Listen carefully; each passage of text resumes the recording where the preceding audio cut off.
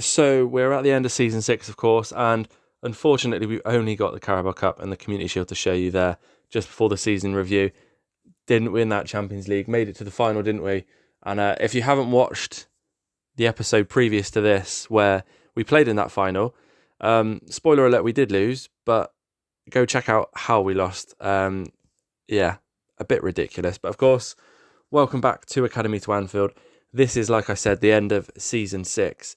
We're going to show you the review quickly before I kind of get into the nitty gritty other bits, player development, kind of plans for the future of this save, as well as plans just in general for the channel. So, as normal, no ins, a couple of outs. Of course, Alexis McAllister was probably the biggest out we had. We did actually play him in the Champions League quarterfinals against Nice. Looks like he didn't have a bad season at all there. And obviously confirmation, we finished 4th in the league, plenty of points behind Chelsea there.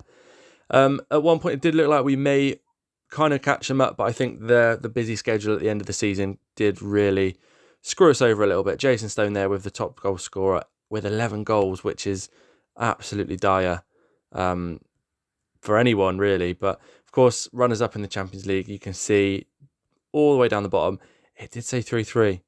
However, it was 5-5. Of course it was 5-5 and lost on penalty. So I'm not going to touch upon that too much. It still does hurt from the last episode. But like I said, if you want to see the ins and outs of that, then please go and check out the previous episode to this. But on top of that, of course, we lost in the semi-finals to Man United, won the Carabao Cup and won the Community Shield. So for a long period of the season, there were times where the quadruple was on. Unfortunately, that just didn't happen in the end, and we only won 2 trophies, we're calling it 2. Soberslide with the most shirts, King there. I mean, King would not surprise me if he sells the most shirts the next season. Gravenberch, Salah and Trent there. Pretty much obvious picks. Maybe Gravenberch, the only one that is a surprise. But to be fair, he has had a pretty good season. The only one that misses out on the best 11 that I can see, it looks like it is Mark King, which is a bit bizarre. Also interesting to see Pennington and Bajcetic as the 2 main centre-backs, obviously kicking out Joe Gomez and Konate. So that's interesting to see. But other than that, I mean, Gravenberch with the player of the season. Did he have that much of a good season? Let's just check it out. I felt like he didn't play that much. 39 games, 9 off the bench, 11 goals, and 12 assists. Yeah, he did. He was obviously one of those went under the radar type of players because we didn't really feel like he contributed too much. But looking at those stats, he definitely did. Nice to see Remy Parsley there getting goal of the season. Jason Stone, like I said, 11 in the Premier League, 19 in total. Not the best, but hopefully he can score a few more goals this season. And then, of course, that is pretty much as far as it takes us. What I'm going to do now is go a bit further into the future. Probably won't go all the way to the end of the summer. If anything important comes up, I will, of course, come back and share it with you. So, as you can see, pretty much gone through most of the summer, and we are the 12th of July. Not a lot has happened, really. A couple of things to mention, though. John Henry, the owner, I suppose, I was going to say the chairman, but the owner, is stepping down, and he's been stepping down for a while. How do we put this into a short story rather than a long-term one? He was due to retire. Obviously, if you've watched the episode previous, you'll know we're in the middle of changing ownership, and it seems back and forth. One day it was on, 2 days later it was back off, then it was on again, then it was off again. That happened 3 or 4 times. He was due to retire. Obviously, we can't click on him. He was due to retire on the 29th of May this year. That got postponed to the 29th of June. That date come around, and now it's been postponed again to the 29th of July. So I don't really know what's going on there. Whether it's a normal thing, I don't really have that many takeovers. So whether it's a normal thing in game or not, I really do not know. But yeah, we'll kind of say watch this space. Just want to show you a couple of things that have happened in the transfer market. Not a lot, other than Joe Gomez wants to leave because he wants a new challenge, which to me just sounds like he wants to go to Saudi Arabia. So we said you could go for the right price. Joe Gomez then offered 70 million for his services to go. So I quite happily obliged. Just getting back to the page. And then, yeah, we've had 2 offers for him. One for 25 with add-ons included and 27 with add-ons included. So nowhere near his own valuation of himself. So I don't know if that's a good thing or not. But yeah, I'm happy to tell you that Joe Gomez is currently staying. And also, I just wanted to show you the schedule. We got a Robertson testimonial coming up in the summer. But look at that start to the Premier League season. We've got Chelsea home, Tottenham away, Arsenal at home in the first 3 games of the season. So it's going to be tough. It is really going to be tough. But of course, I do want to show you, well, I'm not going to go through all the players, but we're going to have a quick look down the list. Although I do want to just touch upon quickly, I did say I'd tell you the ins and outs of the future of this save. At the moment, we're just about to enter our 7th season. At the moment, I'm feeling like it will probably be our last season for a couple of reasons. One, obviously, we've not got the type of players coming through the youth intakes anymore. So it's going to be, really using the players, apart from sort of Woodthorpe, sorry. Apart from that, it's just using the players that we've got now and trying to develop them to their full potential. So I don't know how far we can take this team other than another season or so, because the players just aren't coming through. And of course, I've got other things that I would like to try and test with you guys, i.e., a type of road to glory sort of save or a journeyman save. I'm not too sure which yet. Hopefully in the next couple of weeks we will find out. I have put a poll out a while ago on the community tab of the page just to sort of see what you guys like. But of course, if you are hearing this and you want to see a certain type of save, then please let me know in the comments below. I'll take it on board and we'll try and work out what best direction to go in with our next save. I've got a couple of ideas, but of course I do just like to hear what you guys are thinking. So that's kind of the plan so far. If there's enough, if this save goes on with popularity, etc., we may extend it.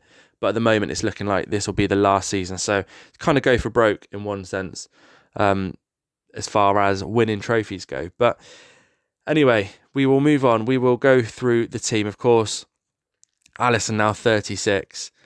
He's got a year left on his contract. I don't know if we're going to be able to sign him again to another contract. Kelleher does want to leave. I imagine he's been on the bench for a long time. Although I may start trying to use him a lot more.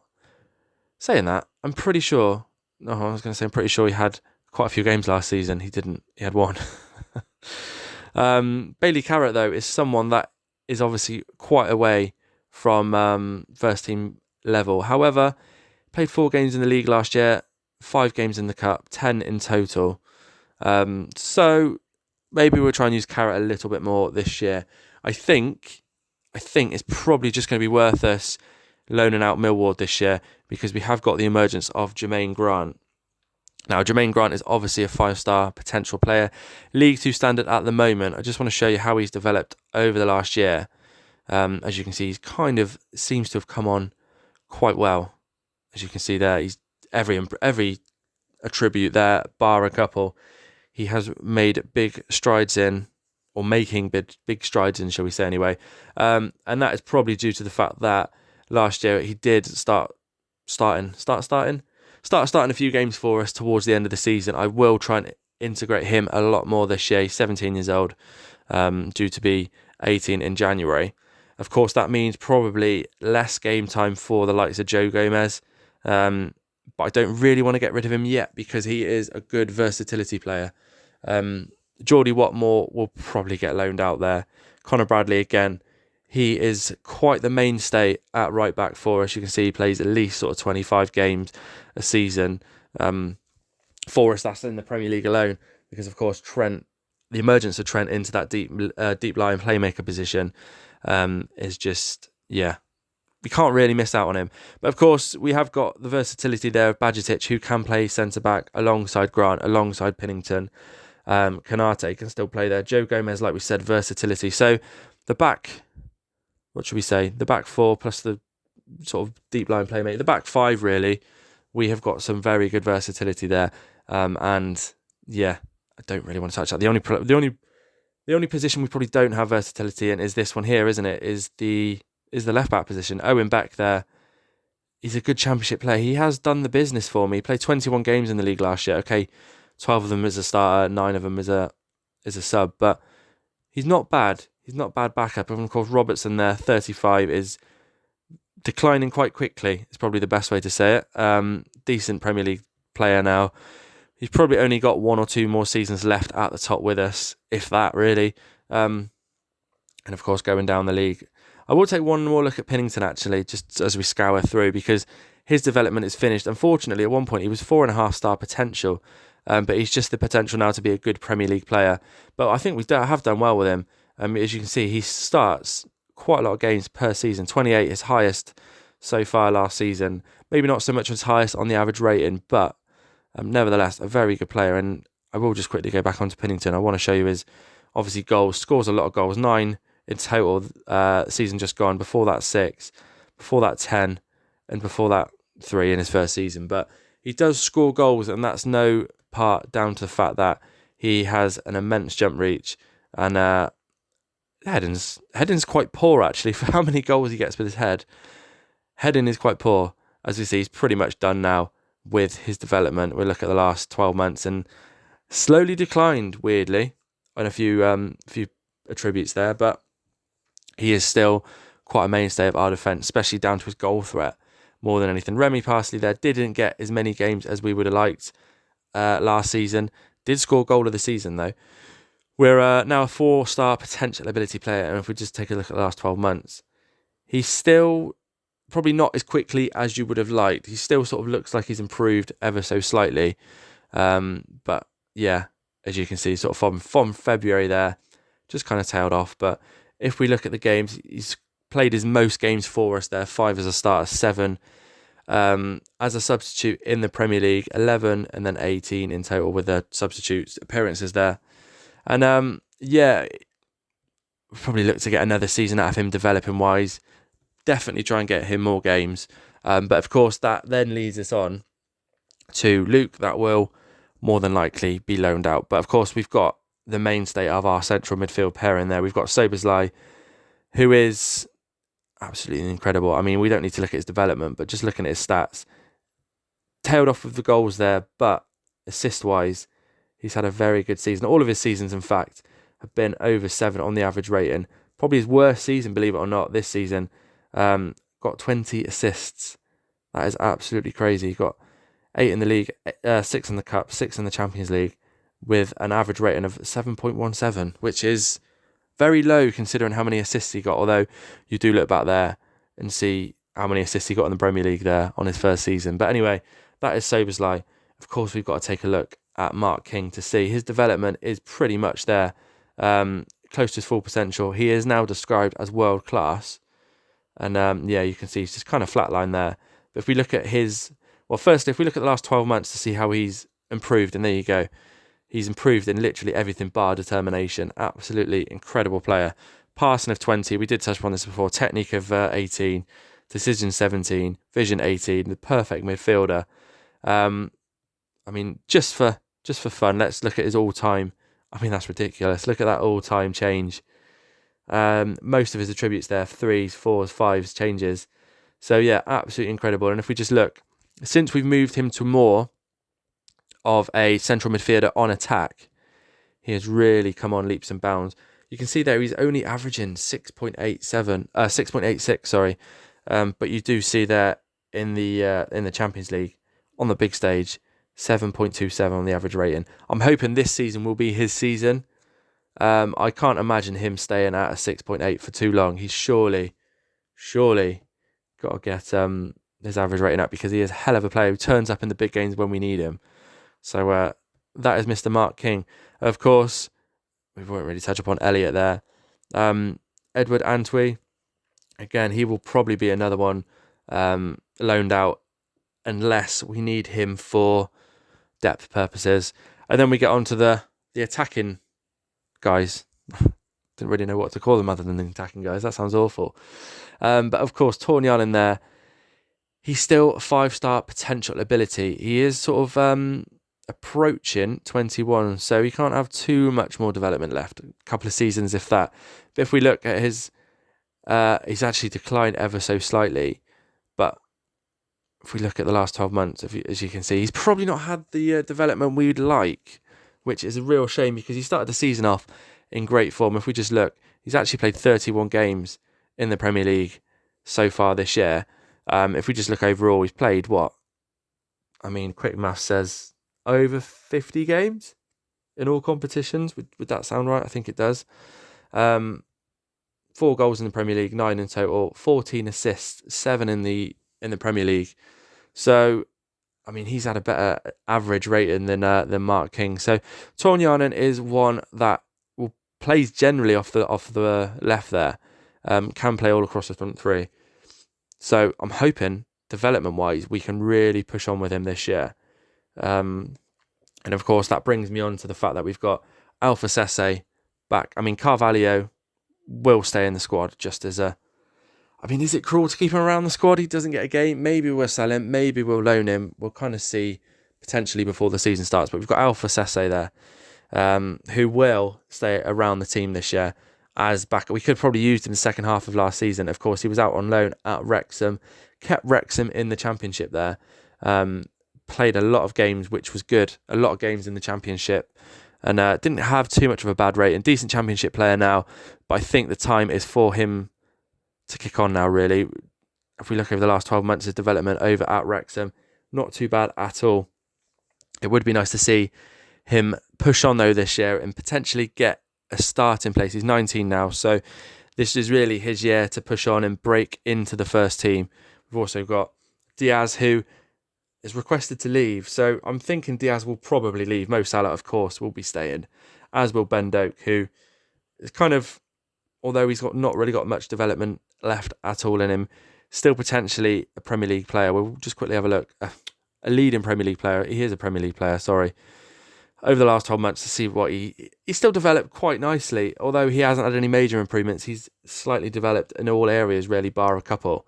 And actually, Ben Doak has had a really good season. He's played 30 games for us, his most so far, kept injury-free.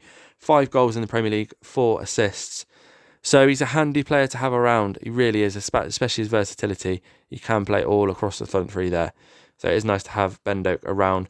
Probably hasn't developed as we'd liked, purely down to, if you've been following the save, the fact that he's been injured a lot. So we've also got Lewis Kumas, who has, in real life, he's just scored in the FA Cup as we're recording this. He scored a couple of days ago. So, interesting. He's been scoring for me for years. But if we look over the last year, he's not had the best development at all. He's done, I think, in terms of development. But he is a player we're going to keep around the squad. Of course, he does pop up with important goals.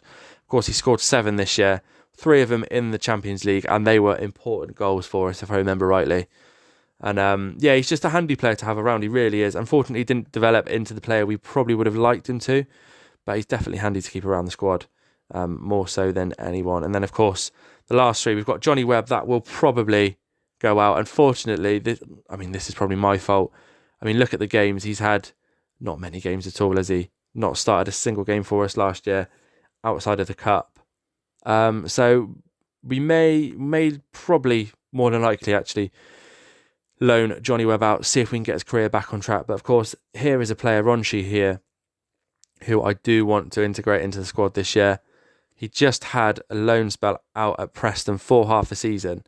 And 16 games, 3 goals, not the best, really. Come back for us, started 1 in the Premier League, come off the bench twice and scored a goal. So actually, seems to have played better for us than he did at Preston, 2 leagues below us. So he is going to be a player that is going to be back up to Jason Stone.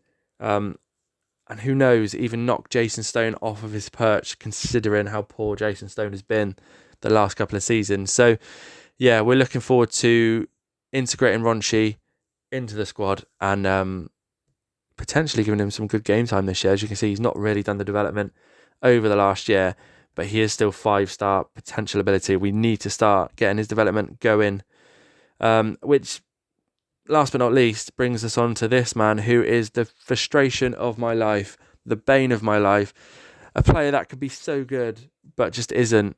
Where do we start? Let's look at Jason Stone's 12-month progression. As you can see, apparently he's had a very good, that's a surprise for me. He's worked on his, I'm pretty sure his finishing was 14 and it's now 15. So I'm not sure why that's not got a 1. That was something we were trying to heavily train him on, was his finishing, because he can't hit a barn door. It's probably the best way to say it. But yeah, nice to see his development is coming along nicely there. If you see this progress, he has progressed quite well. Scored a couple of important goals at the end of the season. Let's give it to him. He did score in the Champions League final. So it's not all bad. And actually, now I'm looking at his stats, he's just had, take the first season out there, he's just had his best season for us in the Premier League. Scored his most goals in the Premier League. And maybe it wasn't all that bad. I don't know. I don't feel like maybe I'm expecting too much. But Jason Stone is now 21. He's still 5-star potential ability. He's got 11 caps for England, 4 goals. Maybe I'm missing something. He's a left footer. But yeah, hopefully, I mean, I say this every year, but hopefully this is his season to push on and score us quite a lot of goals. It really would be nice to see that. But of course, that's pretty much it. That's the first team anyway. Let's talk under 21s. And I don't know if there's anyone there that I would like to bring through. Potentially there, Patrick Holland is a left back. Potentially, I mean, yeah, we'll see as the season goes on. I'm just thinking of someone who I could potentially bring up.